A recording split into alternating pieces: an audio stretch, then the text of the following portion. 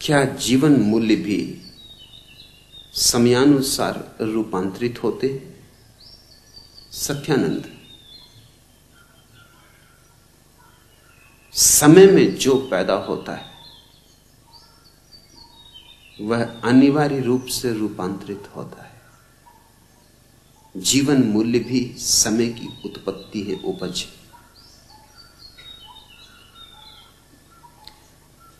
वैदिक ऋषियों के समय में जो सही था आज सही नहीं। आज जो सही है शायद कल सही नहीं होगा। रोज जागरूकता से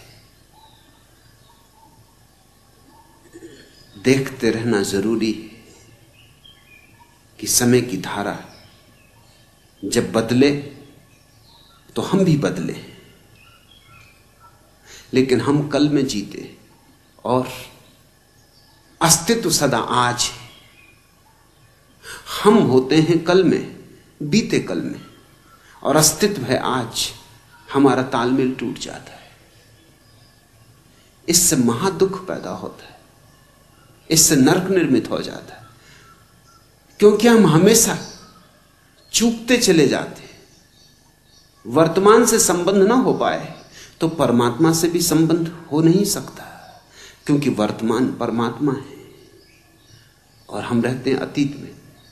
हमारी धारणाएं अतीत की वो कितनी ही मूढ़तापूर्ण हो जाएं, मगर हम उन्हें दोहराए जाते हैं, हम पीटे चले जाते हैं। हम कहते हैं हमारे बाप दादों के समय से चली आई।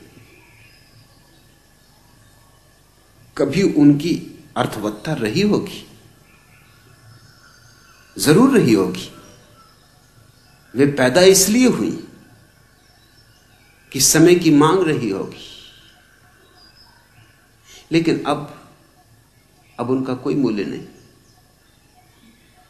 जैसे वैदिक ऋषि आशीर्वाद देते थे नव दंपतियों को कि तुम्हारे बहुत बच्चे हों। आज अगर कोई ये आशीर्वाद देगा तो गलत होगा। आज तो आशीर्वाद होना चाहिए तुम्हारे बच्चे बिल्कुल ना हो।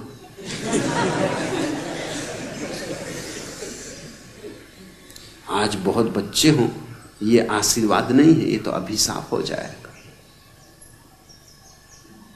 समय बदल गया, स्थिति बदल गई। वैदिक ऋषियों के समय में पृथ्वी ज्यादा थी, लोग कम थे। आज पृथ्वी कम है और लोग ज्यादा हैं। लोगों से दबी जा रही है पृथ्वी, मिटी जा रही है पृथ्वी। तो वही जीवन मूल्य नहीं रह सकते। मुझसे लोग पूछते हैं कि संतति नियमन का उपयोग करना, तो जो आत्माएं रुक जाएंगी, पैदा ना हो पाएंगी, उनका क्या होगा?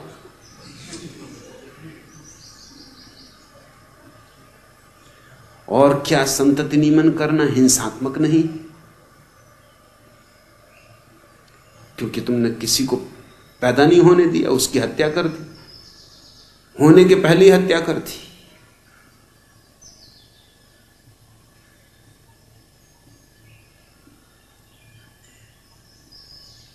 जो आत्मा पैदा नहीं हुई वो कोई और द्वार दरवाजा खटखटाएगी। कोई तुम्हारी द्वार दरवाजा है, कोई तुम एक ने ही ठेका ले रखा है। तुम जैसे मूड बहुत है।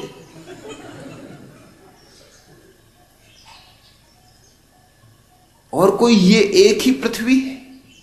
वैज्ञानिक कहते हैं इस तरह की कम से कम 50,000 पृथ्वियों पर जीवन, कम से कम 50,000, ज्यादा पर होगा लेकिन कम से कम 50,000 पर तो निश्चित है। तो तुम्हें क्या चिंता पड़ी? तुमने कौन सा ठेका लिया हुआ है आत्माओं को जन्माने का?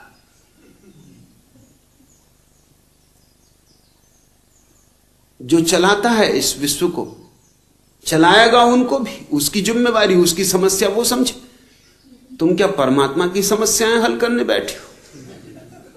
तुम अपनी सुलझा लो, उतनी बहुत।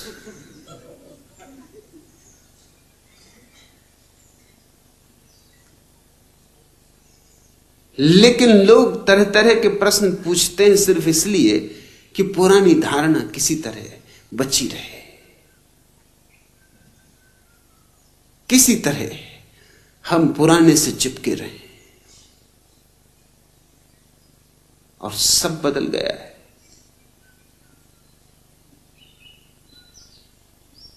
मुल्ला नसरुद्दीन कल मुझसे कह रहा था कल रात अकस्मात एक ब्यूटी गर्ल ने हमें रोका। हम समझे पहचानने में हो गया धोखा। हम कभी सुलभ लज्जा से दृष्टि झुकाए गुजर गए। कन्या के केस मारे गुस्से के बिखर गए। जोर जोर से चीखने लगी, शहर के जवां मर्दों आओ, इस शरीफ जादे से मुझको बचाओ। मैं अलकों में अवध की शाम, होठों पे बनारस की सुबह और चेहरे पे कश्मीर का पानी रखती हूं, फिर भी इस लफंगे ने मुझको नहीं छेड़ा। क्या मैं इसकी मां लगती हूं?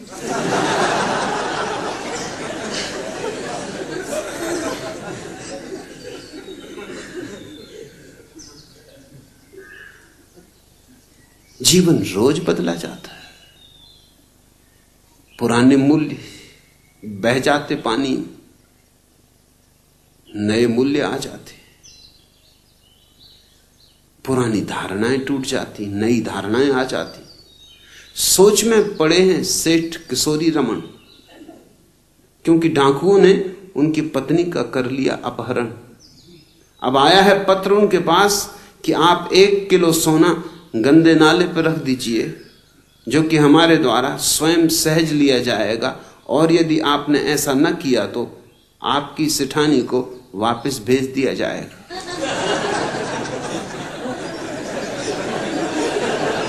वो दिन गए जबकि डाकू कहते थे कि अगर रुपया ना भेजा तो हम पत्नी को छोड़ेंगे नहीं। वो दिन गए। अब तो वो कहते हैं पत्नी को घर वापस भेज देंगे सकुशल। तुम पूछते हो सत्यानंद, क्या जीवन मूल्य भी समयानुसार रूपांतरित होते हैं? निश्चित ही। सभी चीजें बदलती हैं, बदलनी ही चाहिए।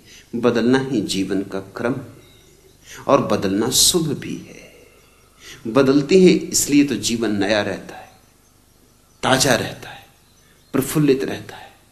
इस देश में नहीं बदलती, यही हमारी अड़चन है।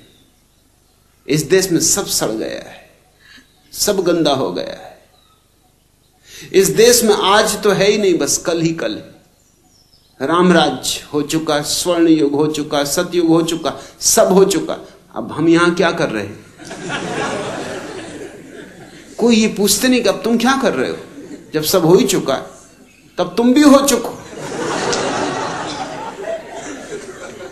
अब तुम क्यों नाहक कष्ट उठा रहे हो?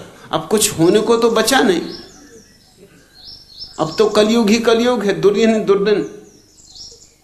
अब तो दुख ही दुख है। अब सार क्या है जीने में? 2 हिप्पी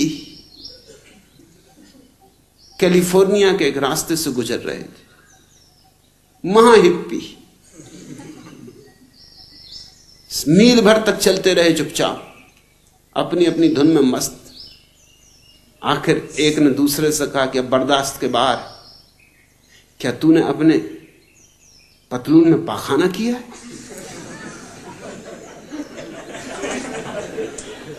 इतनी भयंकर बदबू आ रही है,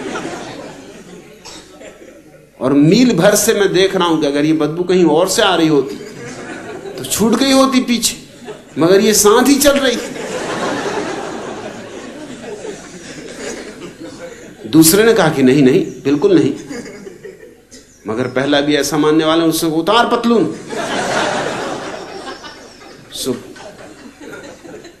उसके मित्र ने पतलून उतारी, पतलून उतारते ही वो दूसरा चिल्लाया कि देख मैं क्या कहता था, और तू कहता है कि नहीं नहीं तूने पाखाना किया है, ये क्या रहा? दूसरे ने कहा मैंने समझा भाई तुम पूछ रहे हो आज की।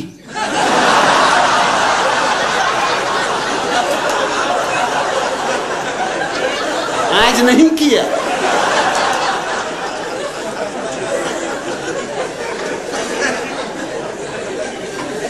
ऐसी इस देश की दशा है। यहां आज तो कुछ है ही नहीं, कुछ भी नहीं, सब कल हो चुका। बस उसको ढोते रहो, मुर्दा लाशों को। सड़ गई है, बांस उठ रही, मगर बड़ी प्यारी, अपनों की, और सदियों से पूजी गई, सम्मान सत्कार होता रहा है। सो सजाए रहो, संवारे रहो। बाप दादे भी यही करते रहे, तुम भी यही करते रहो। हम कुछ भी बदलना नहीं चाहते। महावीर ने कहा था अपने मुनियों को कि नंगे पैर चलना। कहने का कारण था क्योंकि उस समय जूते बनते थे, वो सिर्फ चमड़े के बनते थे, और चमड़ा तो हिंसा होगी, पशु मारे जाएंगे। तो ठीक था, अपने जूतों के लिए पशुओं को क्या मारना। फिर दूसरे कोई कोलतार के और सीमेंट के रास्ते तो थे नहीं, खुली मिट्टी थी, मिट्टी के ही रास्ते थे। मिट्टी पे चलने में कोई अस्वास्थ्य नहीं, मिट्टी पे चलने में तो स्वास्थ्य है। हम भी तो मिट्टी के बने हैं। मिट्टी मिट्टी से मिलती तो जीवन पाती। तो अगर तुम कभी नंगे पैर थोड़ी देर मिट्टी पर रोज चलो तो लाभपूर्ण है, स्वास्थ्यप्रद है, हर्जा नहीं है जरा भी। मगर अभी जैन मुनि अभी भी चले जा रहा है कोलतार की सड़क पर, सीमेंट रोड पर। सोचते ही नहीं कि महावीर को क्या विचारों को पता है कि सड़कें ऐसी भी होंगी। कोलतार की जलती हुई सड़क, गर्मी के दिन, पैर में फफोले पड़े जा रहे हैं, मगर वो चला जा रहा है। और अब तो जूते कपड़े की भी बनते हैं, कैनवास के भी बनते हैं, रबर के भी बनते हैं। अब कोई चमड़े पे रुके हैं हम। अब तो जूते में कोई हिंसा नहीं है।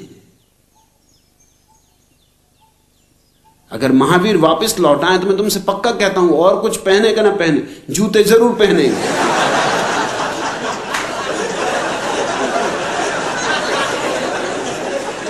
एक दिन एक आदमी ने और उसकी पत्नी ने मुल्ला नसरुद्दीन के द्वार पर दस्तक दी।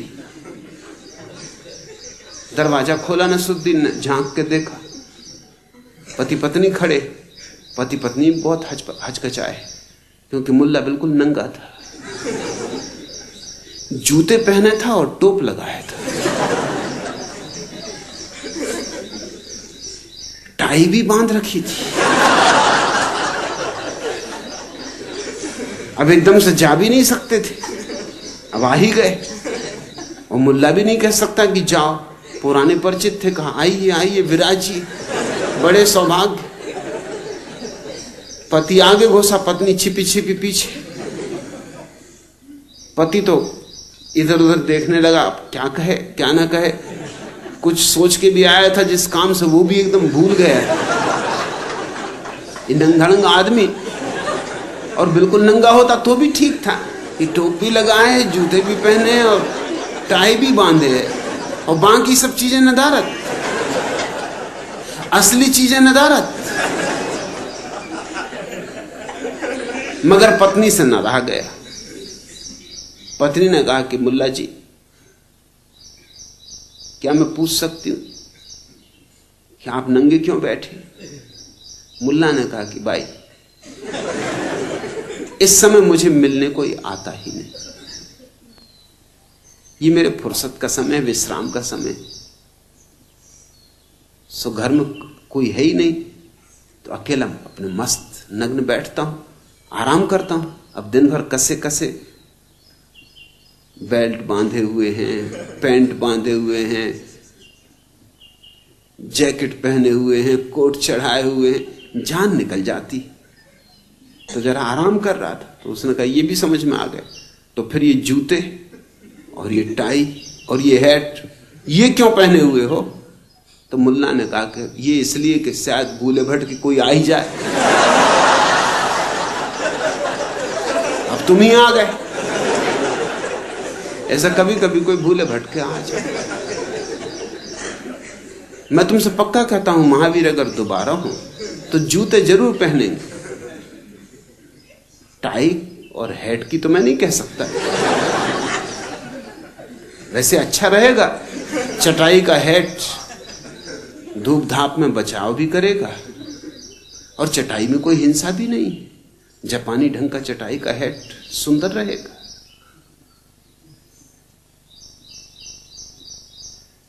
लेकिन जैन मुनि लकीर का फकीर है, वो कैसे पहन सकता है? पैर में फफोले पड़ जाते हैं जैन साध्वियों के, साधुओं के, कपड़े बांध लेते हैं उन पर। मेरे पास एक दफा जैन साध्वियां मिलने आई, उनके पैर में फफोले, घाव, उन पर वो कपड़े बांधे हुए, कपड़े भी उन्होंने इस तरह से बांधे हुए कि करीब करीब जूते का काम दे रहे हैं। मैंने कहा ये मतलब क्या है? फिर जूते में क्या हर्जा है? इतना चिंधियां बांधी हैं कि वो करीब करीब जूते का काम ले रही हैं उन चिंधियों से। इतनी गंदी चिंधियां ढोने की बजाय कपड़े के जूते में क्या हर्ज? उन्होंने कहा आप कहते हैं तो हम भी समझते, मगर शास्त्र ने नहीं लिखा है। तो मैंने कहा शास्त्र में लिख लो, शास्त्र का कोई, शास्त्र क्या रोक सकता है? मेरे पास ले आओ, मैं लिख देता हूं। शास्त्र की क्या हैसियत?